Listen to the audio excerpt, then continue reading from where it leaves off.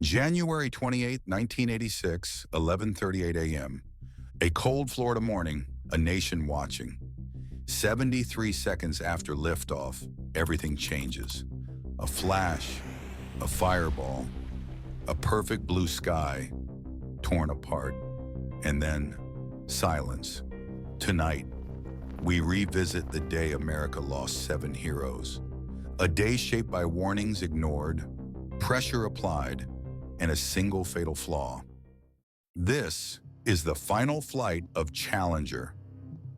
Millions remember where they were when Challenger launched, but what most people never heard was the story behind it. NASA entered 1986 carrying a weight that few outside the agency understood.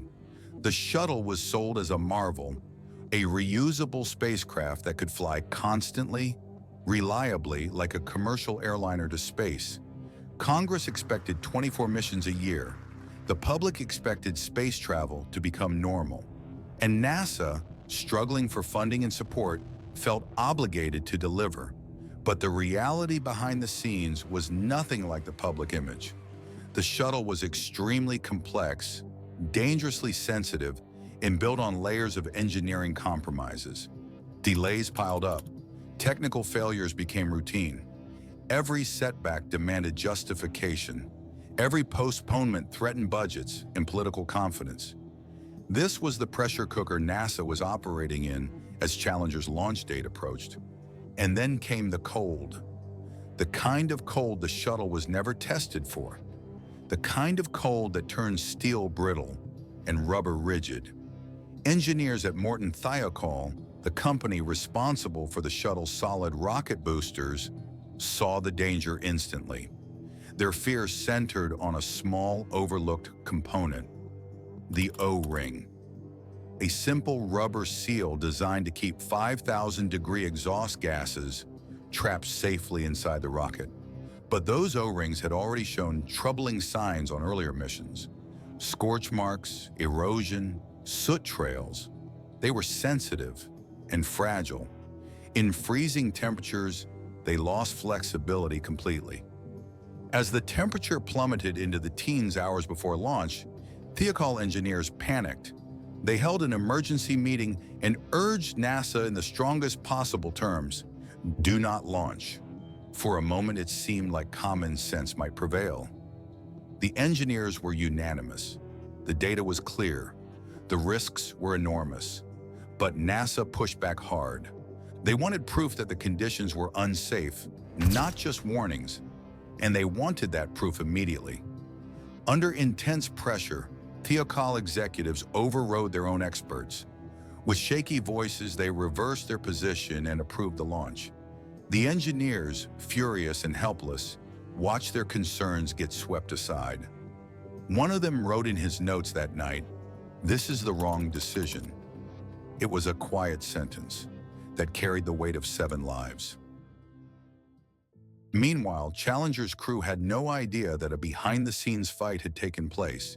They were focused, trained, and ready. Commander Dick Scobie, calm, steady, respected. Pilot Michael Smith, sharp and precise. Mission specialists Ellison Onizuka, Ron McNair, and Judy Resnick. Brilliant minds pushing the frontier of science. Payload specialist Greg Jarvis, dedicated and determined. And finally, Christa McAuliffe, the teacher whose journey had captured the heart of America. She wasn't just an astronaut. She was a symbol, a promise that space wasn't only for scientists and pilots, but for ordinary people with extraordinary dreams. Her presence made this mission historic, and it made the tragedy unforgettable. Christa McAuliffe had been selected from more than 11,000 applicants. NASA hoped her mission would reignite public enthusiasm for space after years of declining interest. She was scheduled to teach 2 lessons from orbit, one about life aboard the shuttle and another about the science of spaceflight. Schools across the country delayed classes so students could watch the launch live. For millions of children, this was not just a rocket launch. It was a teacher going to space. That visibility made Challenger the most watched shuttle launch in history. Launch morning was merciless. Frost coated the launch tower. Ice crews worked frantically to chip away sheets of frozen water. Challenger looked like a machine locked in a winter storm. But with schools tuned in, the press assembled, and delays already piling up, the pressure to go overwhelmed the concerns. The final countdown began. At T-minus 10 seconds, the engines roared to life with a fury that lit the entire sky. Challenger lifted off in a bright pillar of flame, and almost immediately, before a single second had passed, disaster quietly began. At less than 1 second after liftoff, a tiny puff of dark smoke appeared on the right booster, barely visible, easy to miss.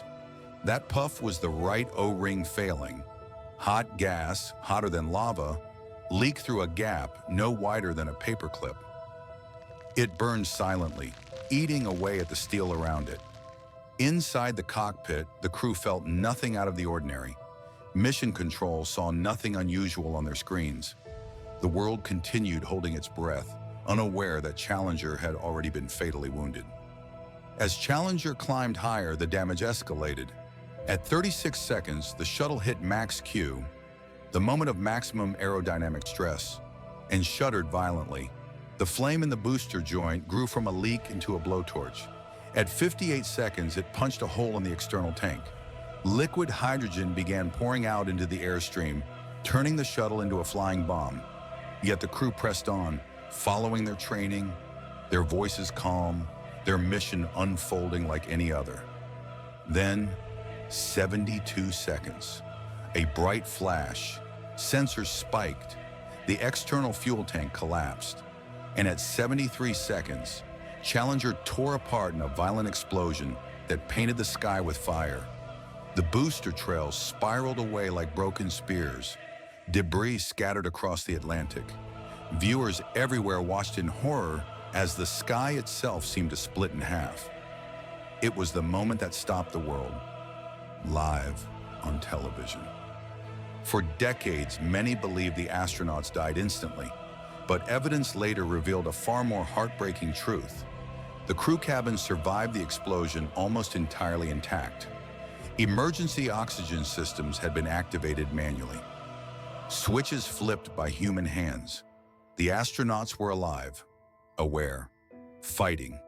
For 2 minutes and 45 seconds, they fell in silence, trapped in a powerless capsule with no escape system.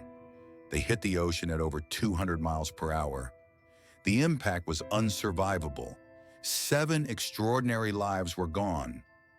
The crew compartment was recovered from the ocean floor 7 weeks later at a depth of approximately 100 feet. Investigators found that several personal oxygen packs had been activated, confirming conscious effort after the explosion. However, the shuttle had no parachutes, no escape system, and no way to survive uncontrolled descent. The tragedy underscored a brutal truth. The space shuttle had been marketed as operational, but it remained an experimental vehicle with inherent, unforgiving risks. The investigation that followed ripped the truth into the open. The Rogers Commission exposed a culture of pressure, miscommunication, and misplaced priorities. And then came Richard Feynman, the brilliant physicist who refused to sugarcoat reality. During a live hearing, he dipped an O-ring into a glass of ice water. When he pulled it out, it was stiff, brittle, unresponsive. The room fell silent. The failure was undeniable, and the truth was painful. Challenger didn't fail because of the cold. It failed because decision-makers ignored the people begging them to listen. What Richard Feynman revealed in that moment was the heart of the problem. Each solid rocket booster joint depended on 2 rubber O-rings, a primary seal and a secondary one, meant to prevent superheated gases from escaping at ignition. They were never designed as a true backup system. They were supposed to seal instantly, the moment pressure built. But cold temperatures robbed the rubber of its flexibility, slowing that sealing action by mere fractions of a second. And in rocket engineering, fractions of a second can mean the difference between flight and failure. Engineers already knew the danger. Tests had shown that below 53 degrees Fahrenheit, the O-rings could take too long to respond. On launch morning, the booster joints were estimated to be as cold as 28 degrees Fahrenheit, colder than any shuttle had ever faced before. What most didn't realize was that Challenger was not a new shuttle. By January 1986, it had already flown 9 successful missions. It had carried satellites into orbit, conducted scientific experiments, and helped prove that reusable spacecraft were possible. Challenger was considered a workhorse of the fleet, reliable, familiar, trusted. That reputation played a subtle but dangerous role. Each successful mission bred confidence, and confidence slowly blurred into complacency. What once felt experimental began to feel routine, and routine in spaceflight is often when risk hides best. However, after the devastating tragedy, NASA shut down shuttle flights for almost 3 years. The agency rebuilt its safety culture from the ground up. The booster design was changed. Layers of oversight were added. Engineers' voices were finally elevated. Challenger became the turning point that reshaped human spaceflight. Today, the crew of Challenger are remembered not for the tragedy, but for their courage, for their belief in exploration, for their willingness to carry humanity's dreams beyond Earth. Their legacy lives on in every mission that followed, in the caution, the bravery, and the lessons that protect astronauts to this day. Challenger changed NASA forever. It taught us that the pursuit of knowledge demands honesty, discipline, and respect for risk. Space has always demanded 2 things: courage and honesty. The courage to explore the unknown, and the honesty to confront the dangers that come with it. The Challenger crew showed us both. Their story reminds us that progress is built on hard lessons, and that the greatest honor we can give them is to never stop reaching higher, never stop questioning, and never forget the price paid for every step into the cosmos. Because the story of Challenger isn't just a tragedy, it's a warning, it's a legacy, and it's a reminder that exploration is one of humanity's greatest, most fragile, and most powerful endeavors. The Challenger crew will always be remembered, not for how their mission ended, but for how courageously it began. As we close this chapter on the Challenger disaster, we want to hear your voice. This moment in history changed NASA. It changed spaceflight, and it changed an entire generation of Americans. And now we want to know, where were you when you first learned about Challenger? Did this story impact how you see space exploration today? And what lessons do you think the world should never forget from this tragedy? Share your thoughts in the comments. Your perspective helps keep their memory alive and keeps these important conversations going. If you found this documentary powerful or eye-opening, consider giving it a like. It tells YouTube this story matters, and it helps more people discover the truth behind one of the most defining moments in space history.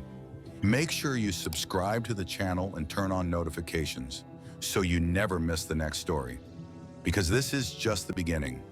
Thanks for watching, Orbit Crew. We'll see you on the next mission.